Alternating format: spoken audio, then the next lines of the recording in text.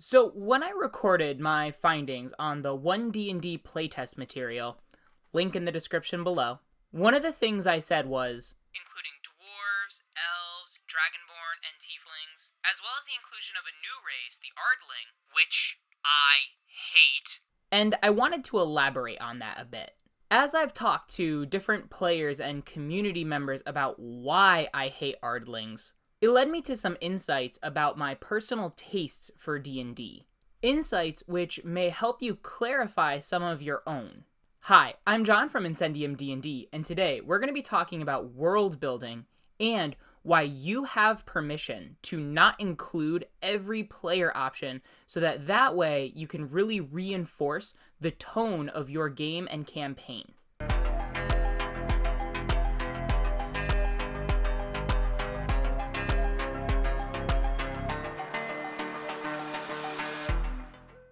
Okay, after that very strong opening statement for this video, I do want to take some time to kind of clarify a few things.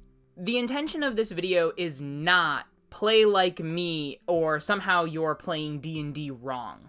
Like a lot of opinion-based content on this channel, this video is intended to help you as a DM and player clarify some of your own personal tastes, which may mean agreeing or disagreeing with some of the things I say. Over the course of this video, I may say something and you'll think, oh yeah, that makes a lot of sense. Or you may say, that sounds a little too serious for me, or that seems like a bit much. I actually really like when people disagree and debate a lot of the things I say. It serves as a really strong challenge, makes me a better dungeon master in person, as long as the counter argument is respectful and thoughtful, rather than dismissive. Alright, so with all that out of the way, Ardlings. Ardlings are a new player race introduced in the 1D&D playtest material Character Origins. Mechanically, they act as a kind of celestial counterpart to tieflings, which have a feature called Fiendish Legacy. And even in this playtest material, tieflings have some expanded options that allow you to have spell selections that encompass all of the different evil planes, not just the 9 hells. And in a similar vein, Ardlings have spells that kind of mirror that format, but for the upper planes, the good planes. Beyond their spell package, which is called Celestial Legacy, Ardlings also have 2 other features, a resistance to radiant damage, and a bonus action called Angelic Flight, which gives them a temporary fly speed for the turn that they use it. Looking at these traits strictly mechanically, they're just a worse version of the Aasimar presented in Monsters of the Multiverse. To start, real simply, Aasimar get Dark Vision, they get 2 damage resistances, Radiant and Necrotic, and although Ardlings have a racial way to get the Healing Word spell, Aasimar still get a healing feature, even though it costs an action, and the Light Cantrip. And in addition, once they hit 3rd level, you actually get to choose what your Aasimar's bonus action is going to be. Overall, in terms of pure power, Aasimars are clearly superior. Now, I have seen some arguments where Ardlings as a core race, it's okay for them to be a little bit weaker. Because Aasimar are part of a supplementary material, it's easier for DMs to say, allow their players to choose between the stronger or weaker option based on the mechanical vision that a DM has for their campaign. I'm just really not convinced about that argument, because on their own, Ardlings don't really bring a whole lot to the table, but we'll get more on that later. Now, what really rubs me the wrong way about Ardlings is actually their lore. In my opinion, their lore doesn't really match up with their mechanics. An Ardling's appearance is inspired by real-world religions and mythologies, ones that feature celestials with human bodies and animal heads. So think like deities like Horus, Anubis, Ganesha. Part of what the document reads is that Ardlings may come from the upper planes, or they may be mortals with ancestry tied to the upper planes. And it does include some other details, like they might have soft fur or downy feathers, or bare, supple skin. Now, I am all for multicultural inspiration in my D&D storytelling. I mean, heck, I loved Radiant Citadel, and that was like that book's whole premise. And I do think that D&D Celestials should have more varied iconography than just Judeo-Christian angels. What I don't like is how that wonderfully diverse and rich iconography is shackled by angelic mechanics. Remember, one of the Ardlings' traits is called angelic flight. And again, they don't even get dark vision. Now, I don't hate Ardlings because of any one idea. I just don't like how the potential richness of these beautiful and varied real-world cultures is pared down to weaker Aasimar.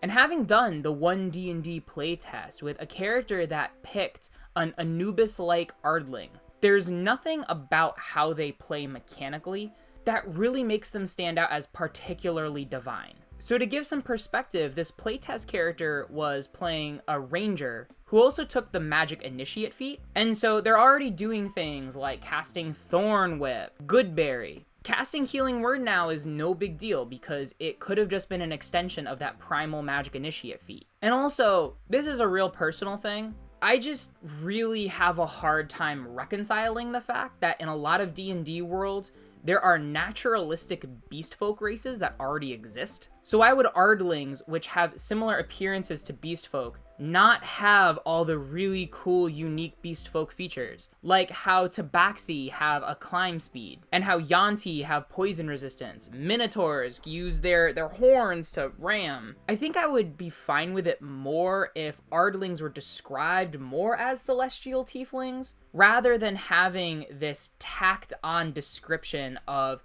other real-world deities.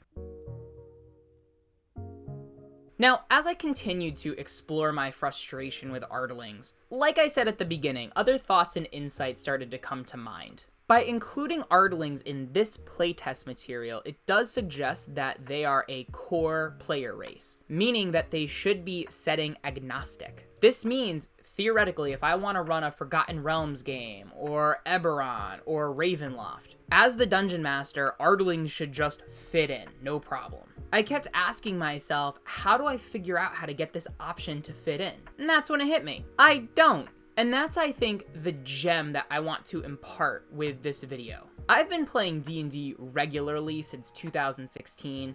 5th edition is my first real edition that I've deep dove into. And I know, in a community, that practically makes me a child. There have definitely been people that have been playing since 1st, 2nd edition that are still regularly playing, but hear me out. Even though my main system is 5th edition, I've played a lot of different games with a lot of different styles. I've done sword and sorcery, epic fantasy, long campaigns, short campaigns, arcane punk, more medieval, dark character drama, sky pirates, multiplanar, just material plane. And the more I play these different styles, the more I find that I like settings that have a particular taste. If I'm gonna play in Ravenloft, and I know we're gonna go for gothic horror, I'm not gonna wanna bring a random elephant person into the mix. To me, it just doesn't really fit what the setting is going for. But if I play a game like Spelljammer that's a lot more like Star Wars, and there's this melting pot of these strange alien civilizations, then yeah, I'll definitely play like a bug person or a hippo person. To steal a visual from Nate from WASD 20, imagine that you're in a pizza restaurant, and we were all either this kid or knew this kid.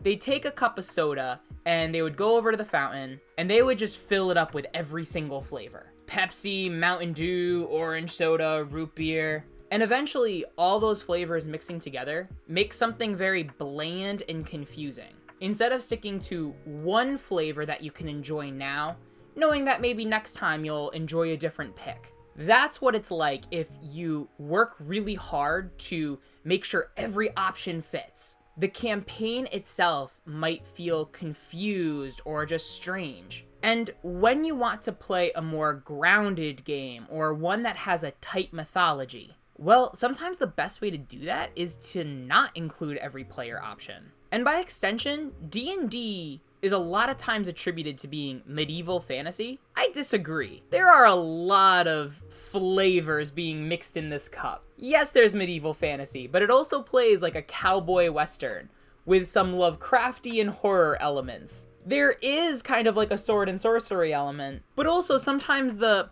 player characters have like superpowers. You get the idea. So between the T's of this new Ardling race, as well as a lot of the really weird options that we just got from Spelljammer, I'm giving you permission to not include every player race in your game's world. As a DM, you have permission to say, these races are ones we're going to play with, these ones we're not. And as a player, please be receptive to that. It's very rare that I've had a game's story, quote unquote, broken because a player wanted to use a particular subclass or something. But there have been many times the game's plot has gotten confused or really jammed up because a player wanted to use an option that was way out of left field. As a player, a really easy way to kind of figure out this distinction, if a player race is from a setting agnostic source, a core rulebook, or Monsters of the Multiverse, chances are it's going to be easier to import that into any setting. For example, options like the Changeling and the Harengon originated from setting-specific sourcebooks, but they ended up being generic enough that they were included in Monsters of the Multiverse, which signals that they're setting agnostic. But you'll notice options like Vidalcan and Warforged, those weren't, which clues in that they're probably setting specific. To get back to the Spelljammer races, the Spelljammer races are for Spelljammer, and so having hippo people with muskets and a British accent may not fit the grounded dark fantasy that your DM is going for. And sometimes that is kind of the setting. To bring it back to Star Wars is so cool because a lot of times you'll see these random aliens in a cantina and there's not really an explanation of who each of them are, but that mystery, that's part of the fun of the game. So for a setting like Spelljammer, it's actually a lot easier to include a lot of strange alien races. To just really hammer this point home, and I know this is gonna sound like heresy to a lot of you,